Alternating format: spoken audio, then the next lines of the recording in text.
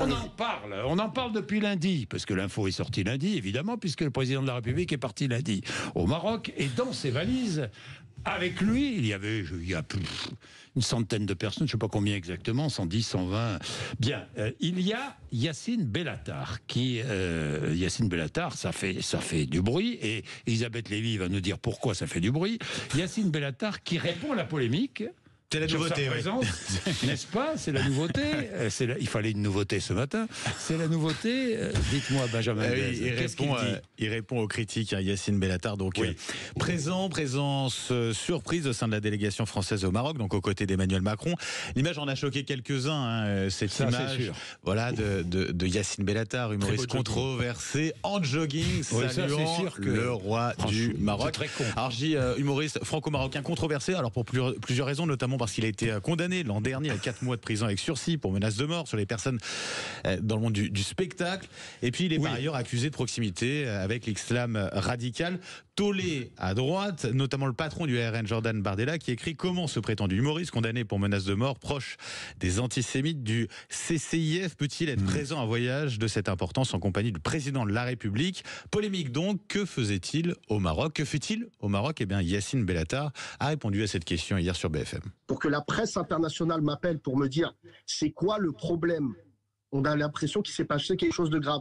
Non, il ne se passe pas quelque chose de grave. Je vais vous raconter une histoire assez simple qui doit aussi toucher des gens autour de la table s'ils ont mon histoire.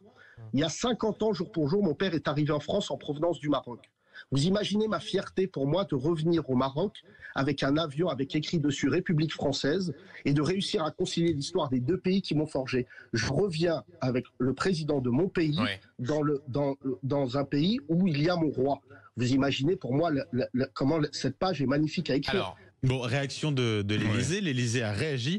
Sa présence ne vaut en aucun cas adhésion à ses idées. Bien. Alors, qu'est-ce que vous pensez de tout cela, Elisabeth? Alors, d'abord, Yacine Bellatar, il faut rajouter quand même 2-3 éléments à son pédigré.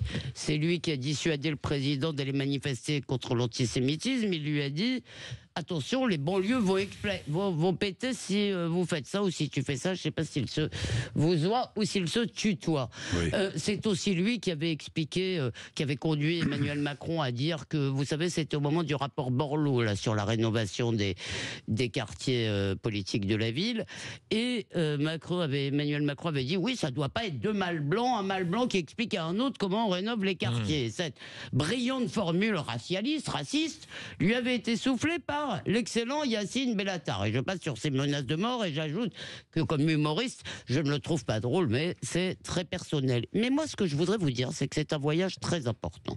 Mais oui, le voyage au Maroc est un voyage très important. Il a quand même un peu gâché la fête avec son, comme vous dites, on va pas devant le roi avec son jean et son jogging et ses baskets. Et voilà, pardon. Je suis pas sûr que les Marocains, c'est ce type de franco-marocains qui est quand même proche effectivement des islamistes que combattent, qu'ils ont envie de voir mis à l'honneur. Bien.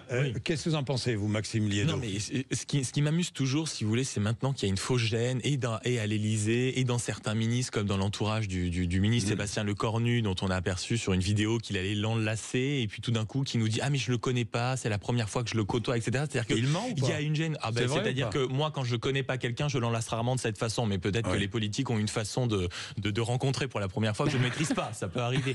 C'est-à-dire que déjà l'espèce de gêne palpable autour de ce sujet prouve qu'il y a toujours quelque chose de louche qui est détestable.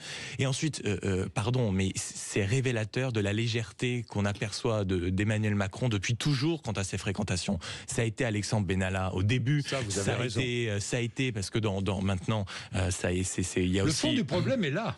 Mais bien sûr, c'est la légèreté des fréquentations d'Emmanuel Macron. Enfin, il a quand même une sorte de dilection, si vous voulez, visiblement. Non, mais d'accord, mais ça a été parce qu'il y a aussi il condamné pour violence. Non, mais le député condamné pour violence en 2022 et aussi dans ce voyage, François-Marie Bagné. Oui, pour abus de faiblesse. Et aussi dans ce voyage. Ils l'ont caché quand même. Ils l'ont caché. L'Élysée n'a ajouté le nom de Benalla sur la liste au dernier moment. Soyons honnêtes. Il y a aussi dans le voyage Gérard Darmon qui est allé poser avec les soldats israéliens. Rappelez-vous. Bien sûr. Oui. Non, mais on pourrait lui reprocher aussi aussi. Ah d'accord, non, vous avez... Qu'est-ce qu'on pourrait lui voilà. reprocher? Je Qu'est-ce suis qu'on pourrait lui honnête. reprocher? C'est 5 minutes. Non mais 5 qu'est-ce qu'on pourrait lui minutes pour, reprocher avec Gérard Darmon? Non mais rien. Non mais il n'a pas été condamné. Non mais attendez Jean-Jacques, j'entends ce que vous dites, mais il n'a pas été condamné. Je suis Gérard d'accord. Darmon. Mais moi, il y a une autre chose que je veux dire, et je vais le dire, parce que je suis totalement d'accord avec vous sur Bellator. C'est d'une bêtise d'emmener. Les Marocains méritent mieux. Moi, Non, mais à je la suis limite qu'il le fasse, mais totalement qu'il d'accord. l'assume. Mais il y a un truc qui m'énerve, c'est que toutes les chaînes info passent leur temps à parler que de ça. Alors que ce voyage est essentiel. Il est essentiel parce que c'est la réconciliation entre la France et le Maroc. C'est essentiel. Les OQTF, si on peut essayer et réussir à renvoyer au Maroc ceux qui sont indésirables en France, les Marocains indésirables en France, eh bien... J'espère que ce voyage aura été efficace. 10 milliards les de contrats, 10 milliards, c'est essentiel. Le Sahara, mais c'est surtout, on aime essentiel. le Maroc. L'Afrique, et on aime le Maroc. Voilà. Donc, arrêtons, nous journalistes aussi, arrêtons de ne traiter le voyage qu'à travers le prisme Bellatar. Oui, mais... Bellatar ne mérite pas autant d'attention, me semble-t-il. Mais Emmanuel Macron peut-être, et ses fréquentations peut-être Voilà. un peu. Non, mais ça, c'est autre chose. Voilà. Oui, mais ça, c'est un autre révélateur débat. des attitudes du Bien, président. voilà. Merci à tous. Merci. Il est 8h28, Éric Ciotti est là dans un instant.